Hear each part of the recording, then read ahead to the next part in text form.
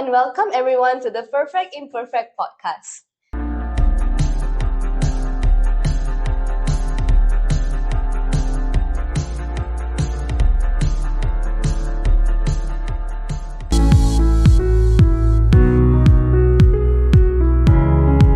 I am Kaviratna and I am seated here today with Dr. Grace Chai, University of Southampton, Malaysia's lecturer and also IET UOSM advisor. So today we bring in to you episode 2. So good afternoon, Doctor. Thank you so much for agreeing to join this podcast in episode 2. We are really grateful to have you here today. You're welcome, my pleasure. Okay, so I think we'll just quickly get into the question and answer session. Okay. I want to get to know more about you and everything in person right now. So I hope everyone watching can also get a thing or two from Dr. Grace Chai. So let's start. What inspired you to pursue engineering and how did your journey lead you to academia? The person that inspired me is actually my stepmother. So my stepmother discovered that I have strength in physics and mathematics since young. She also observed that I am meticulous. So since young, she has been encouraging me to excel in mathematics and physics. And she has also nurtured me to continue in problem solving challenges. From then on, I'm confident knowing that this is the path that I should take. Then I went into do engineering in my degree. Oh, Yeah. that sounds amazing. Oh, that's really lovely. So then after you took your degree, then you decided that you wanted to teach students. Is that how it went, or did you work for some time somewhere? Actually, when I was doing my final year project, actually I did my degree in MMU, but Cyberjaya. I see, Yep. okay. During my final year project, I took on a research project on optical detector. Oh, okay. Towards the end, I was contemplating to carry on to do my master's degree, eventually my PhD, then go into academia, or should I go into the industry? But being a student, I observed that I actually learn more by learning from academia who have industry experience. So, and I enjoy hearing their sharing from their industry challenges. Therefore, I've decided that why not I go into the industry, gain some experience. If I'm very sure that I want to be in academia, then I'll come back and do my master's and PhD. Oh, okay, yeah, I think that's a really clear path. And then I think as an engineer, overall, we would like to actually listen to other people's inputs and how they actually go through engineering. So being in an industry where everything is constantly evolving, so that's a really good thing to do, that you step into the industry first. Yep. So you have a clearer picture to Yes. see what's next. Oh, Yeah. wow, okay, okay.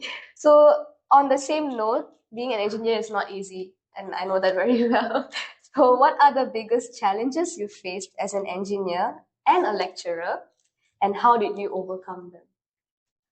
Let me share with you from my short experience as an engineer. I graduated. Actually, I got a job before I graduate. I became a product engineer with a company. Let's not mention about the company, but I was a product engineer, right? One of the challenge I face as a young engineer is that the company wanted me to handle an outsourcing project where I had to outsource my whole production line to contract manufacturer. The outsourcing process was straightforward because I've done it during my internship. The challenge came after that, where I had to monitor the yield, the performance every day, making sure that a remote manufacturer is performing as good as when they were in my plant. So that requires special skills where I had to analyze and monitor the yield every day. And the moment I catch that there's a drop in the yield, I have to quickly gather my colleagues and also contact my contract manufacturer to find out what their challenge are and communicate remotely. Of course, the contract manufacturer location wasn't far from where I was. So there were times that if it is very serious, I can drop by and visit them. But most of the time, it requires me to have very good analysis skill and also very good communication skill in solving problems. I see. So that's from the engineering side. For academia side, the challenge I face normally would be how to engage a large group of students from different backgrounds. You have female, male students, students who are visual, who are audio, or you have some students who read and they can memorize everything that they read. Yeah. So we have to strike a balance, making sure that all the students can understand what we share, and also that to engage everyone. I think that's the challenge. But to face that challenge, usually I will use different approach. Video. Of course, now we have recording. Yes. Yeah. Of course, us being in Asia, our students are more reserved. Yeah. So sometimes they only approach us after the lecture. Yes. Wow, okay, that's really insightful. That you have all these experiences is really like inspirational for another engineer or another student to actually hear from you. I'm glad that you actually shared these experiences. So apart from that, in the terms of academia itself and teaching students, what do you think are the most important skills that students should develop to succeed in the engineering field? I summarize it into ACE, ACE. The first one would be adaptability and continuous learning. For students who wants to excel in engineering field, they have to be able to adapt to fast changing pace industry. They have to continuously picking up new knowledge, new technology. In fact, you don't get a break when you're in this field. Yes. And you have to be always ahead, Yes, of the true. technology. The second one, C, would be collaboration, where you need to be able to communicate your idea clearly. And also you have to be able to share your knowledge to laymen in a way that everybody understands. And the last one is C. The last one is E, where E would be expertise and attention to detail, because there are times that when you do analysis, even by looking few thousand of numbers, you have to be able to pick up the odd ones, right? So sometimes when you are seeing the machines day in, day out, they might look the same to everybody else, but you have to pick up what is wrong. So attention to details is also very important. Yes, that's true. I feel, oh, that's a really good way to actually summarize ACE. That's really nice. I think this does not only work for engineering as well. I think it should be in other fields Yes, too. exactly. Exactly, right? Because everything is evolving. Yep. Right now, really fast. And Oh yes, yeah, very. very fast. So yeah, ACE. Okay, so thank you so much for sharing just now ACE. And on the next thing, we often talk about women in STEM. I think that's a very popular topic right now going on, and recently there have been a few events talking about women in STEM specifically. And I feel it's very empowering and enlightening to know that more women are actually interested in STEM, and many of them are actually joining engineering with passion and interest. So, as a woman yourself, how do you see the role of women in engineering evolving? And what advice would you give to young female engineers? The role of women in engineering and STEM is actually very important. So we often like to joke with our friends Yeah. that safety belt is designed by men for men. It's not for men, from men for women. I mean, women like us, we understand how uncomfortable it is when you put on a safety belt, Yeah. but not for men, right? So, if only back then we had a group of engineers consist of men and women, Yeah. then you will be able to collect different perspective, come up with a slightly different design, but it's equally safe.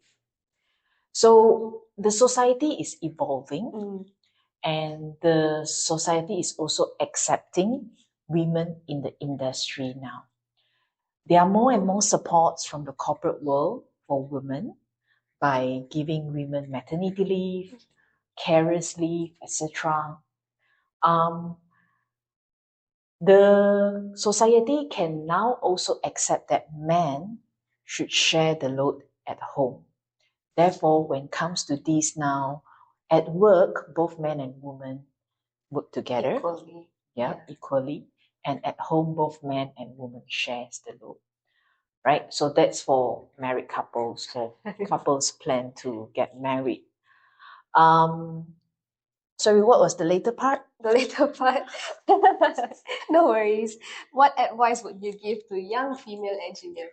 So for young female engineers, for young soon-to-be female engineers, I encourage you to learn to speak boldly. Yes. Often, in fact, even despite of having an encouraging environment, often I still find myself being in a position where I am still the minority, Yes. right? So the confidence that you need to show to people that I'm here to provide my perspective. I'm here because I'm part of the team, rather than I'm here, but I'm minority. So I tend to speak softer. I will be the last to speak in a meeting. No, so we need to be bold, be confident in ourselves, knowing that the training you receive is exactly the same as anyone else from your program. And when it comes to work, you will be enrolled in exactly the same program. You will be having exactly the same career path as anyone else. So that we should have that confidence, right? Of course, in Asia, culturally, we tend to be more reserved. Yes. And some in rural areas, they still expect women to submit, right? So what we can do is that we can show our confidence.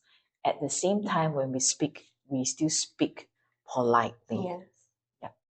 Yes, I believe that's really, really important because a lot of female students, even in my class or like my peers, they tend to be more reserved and more quiet. Yes. And they really have good ideas. It's just that they're not able to speak it out when they're in front of other men in a group setting, because men, they tend to just say everything out. So being a woman in a male dominated field, I would say you have to really speak out and really put yourself out there. Yes. So yeah, that's really important. All right, so moving on, innovations. We'll talk about innovations. So what is one engineering innovation or trend that excites you the most right now? I will talk about my research, right? So my research now, I'm focusing on two areas. The first one is incorporating virtual learning in my teaching. Okay. Right? Being a program leader, I'm in the position where I can influence my colleague. Of course, our university has the means, so we are incorporating virtual learning into our teaching, not substituting the traditional teaching, but it is an enhancement to what we have to support students who are visual or audio.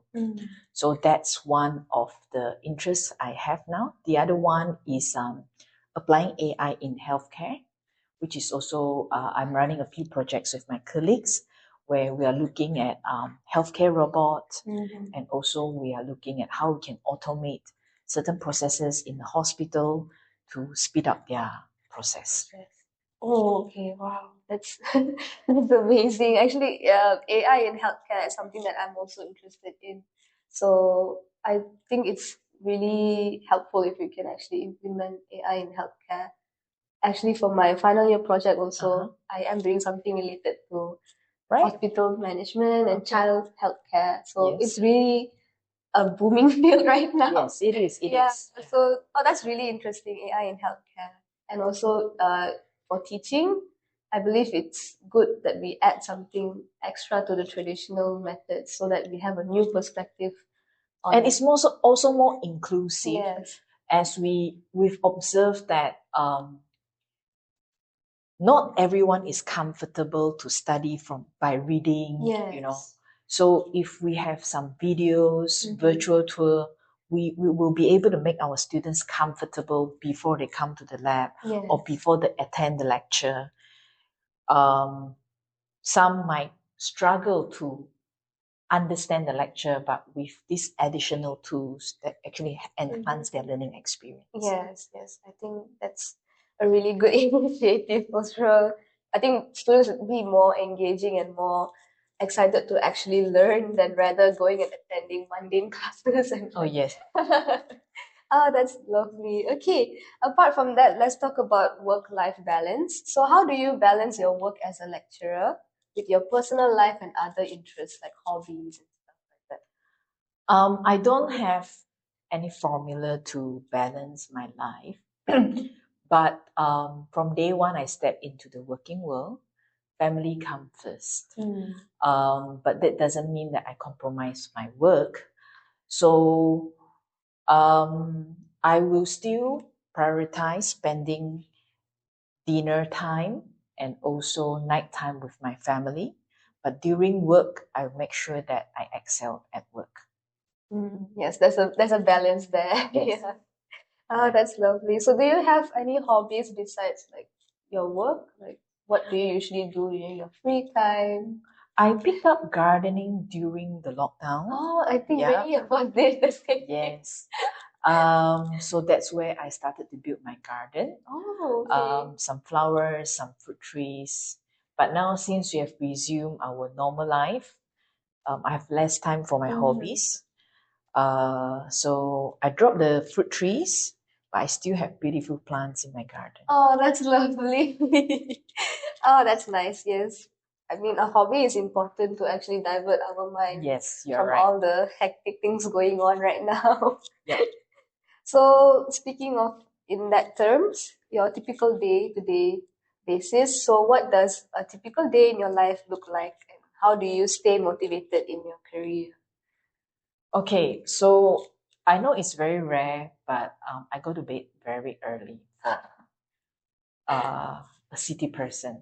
But I grew up in a small town, I right? see. So I go to bed early. So I wake up extremely early in the morning, How early are we talking here? around 6 o'clock. Oh my, okay.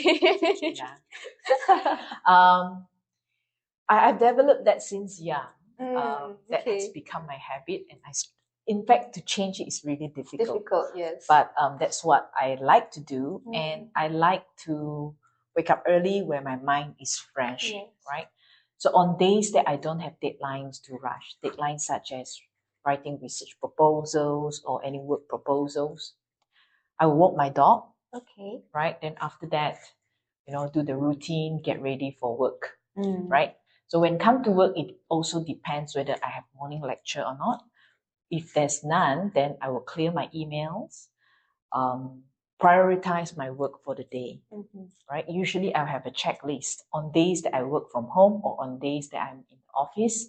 I'll make sure that I clear all the to-do list before I shut down my computer. And after that will be my personal time where I'll do some exercise, dinner time, yeah. Wow, that sounds really productive.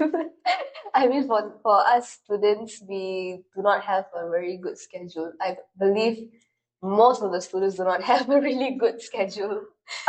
We tend to sleep really late, like early morning, and then the next day we rush to class, and it's a bit of a struggle for most students to actually Yes, maintain. yes. Because I think we are probably too ambitious, maybe, because we want to do everything we can as possible. Right. Yes. So I think it all comes down to us slowing down taking a step back and having a proper routine really helps. Yes, Yeah, it does. it does. So yes, have a proper routine.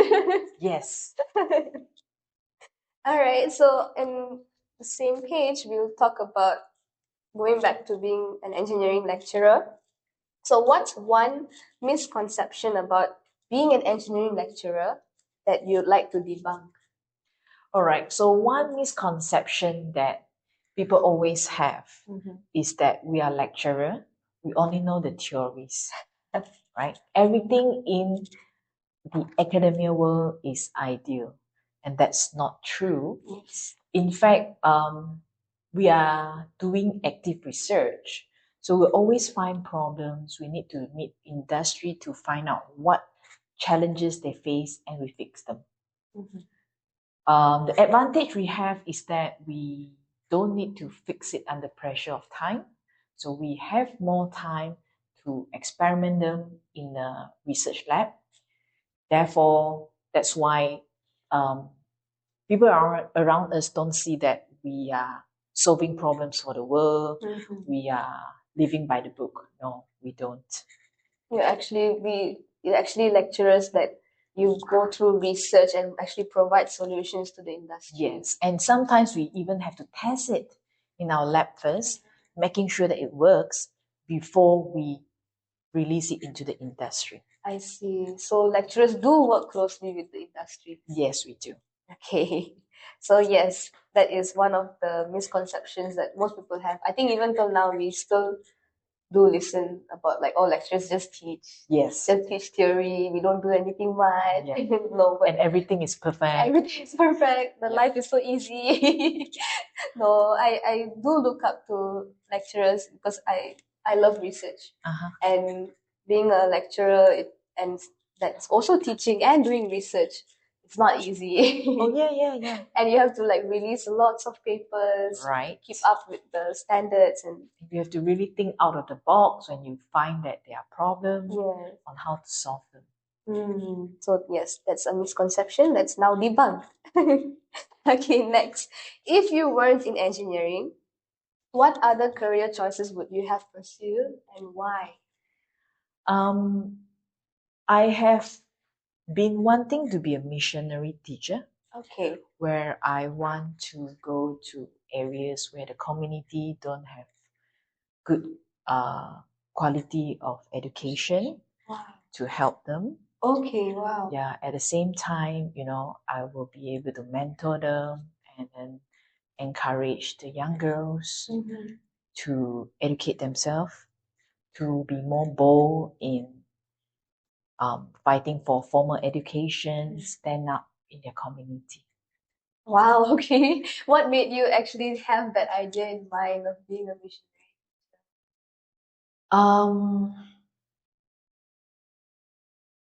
It is always in my heart that I want to nurture the next generation. Wow, okay. Yeah. And I know that they are the pillar of our country, Yeah. of our world, actually. So it's my desire that I pass on the knowledge I have to them. And being a missionary teacher, I can reach out to those who have limited resources and limited access to education facilities and resources. Wow. So, given a chance, would you actually do that if you have to right now? Let's say there's a point where you feel like, I don't want to do lecturing anymore. Let me become a teacher, missionary teacher. Yes, I do. Yeah. Wow, that's really inspiring. That's really inspiring. Usually, I've never heard of actually people telling me they want to be a missionary teacher before. So that's really inspiring. And being a woman, I think it's really important that we actually empower other women and encourage the younger generation to speak up and work harder. That's because I came from Sarawak. So since young, I've seen many of my classmates, they have to leave their village just to have just to come to our school for education. And often they have to go back to their village after they've completed primary 6. Some don't even have access to secondary school. Secondary school. Oh, I see. Yeah. So I think now people are looking more into it, right? Like in terms of providing education to the people who cannot afford or cannot access education. There's a lot of initiatives going on. Yes, but the parents' mentality still needs some work. Okay. They have to see the value in educating their children. Mm-hmm. Yes, I believe so too. But that's really inspiring, Dr. Grace. Thank you so much for sharing that. Any last words for those watching today, episode 2? Right. So we are talking about perfect imperfect here. Yes. Um, there's no perfect engineer, Yes. but if you have the desire to solve problem, to make the world better, so engineering is suitable for you. And for the woman out there, don't be afraid to speak up. And often you find yourself the flower among the thorns, not because of your beauty only, but it's because of your wisdom. Use them wisely so that the people around you will be blessed. Wow. Thank you so much, Dr. Grace Chai. And I really feel so grateful and so inspired today having you here. And I look forward to seeing you again, maybe in a later episode. Okay, all right. All right. Thank you so much. And that's the Perfect Imperfect Podcast, episode 2. Tune in to the next episode and I'll see you. I'm your host, Kavi Ratna, with Dr. Grace Chai. See you soon. Bye.